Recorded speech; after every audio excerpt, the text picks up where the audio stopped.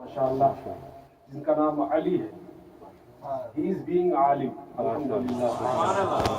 तो लोगों ने कहा कि नहीं, उन्हें भी कुछ 5-10 मिनट टाइम दो ताकि उनकी हौसला अफजाई हो, बच्चे को आगे बढ़ाना इंशाअल्लाह। इसी वजह से मैं मोहम्मद अली सल्लल्लाहु को बुलाने जा रहा हूँ कि वह आएँ, अपने नूरानी खिताब से हम सामीन के दिलों को मुनव्वर मुज़फ़्फ़र फरमाए और दुआ करें कि अल्लाह तबारक व तआला इस बच्चे के इल्म में, अमल में, जमाल में, कमाल में बरकत दे। आमीन।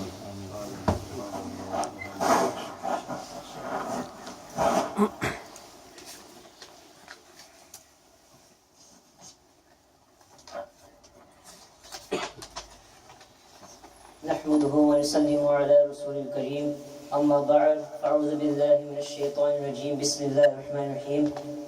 इन्नल्लाह व मलाइकतहु युसल्लूना अलन नबी, या अय्युहल्लज़ीना आमनू सल्लु अलैहि व सल्लिमू तस्लीमा। अल्लाहुम्मा सल्लि अला सय्यिदिना मौलाना मुहम्मद व अला सय्यिदिना मौलाना मुहम्मद व बारिक व सल्लिम।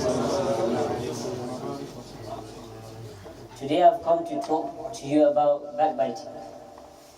Backbiting is a huge issue within our society and community. Not just within our society, but it's in a global and continental basis.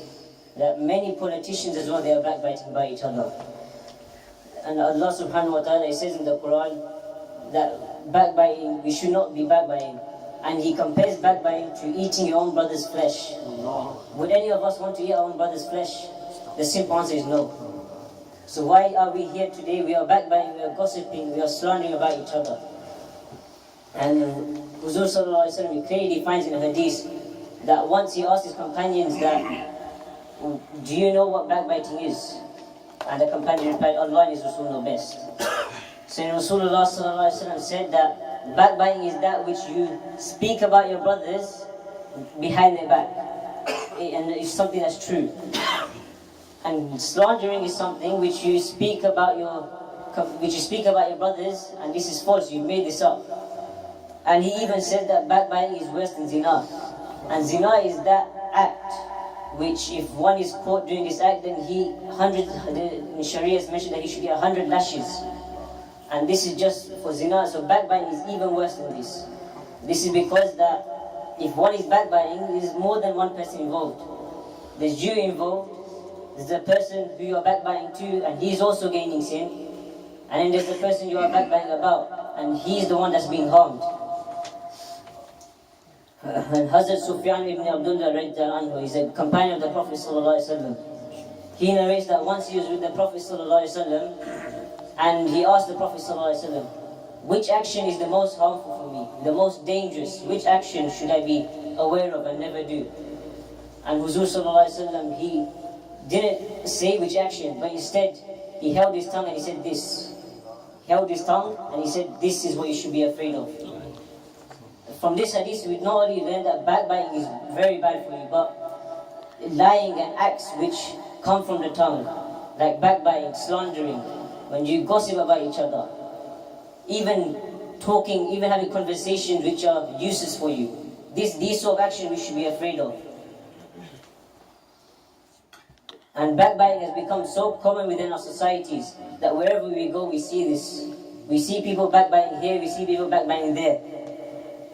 And Allah mentioned that He has not sent a disease without a cure. He says this in the Quran, that every disease has a cure. So obviously, backbiting also has a cure.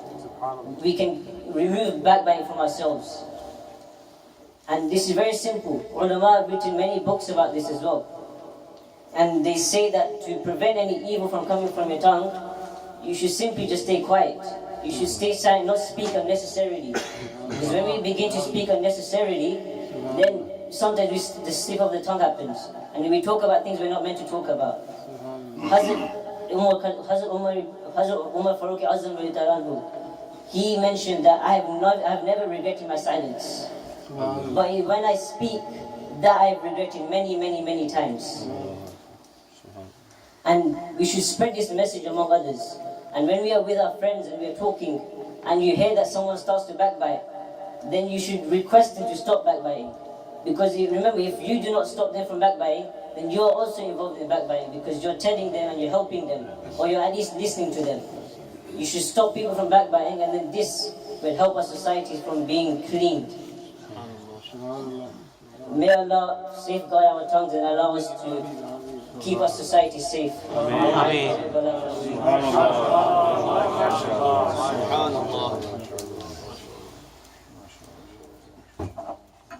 MashaAllah.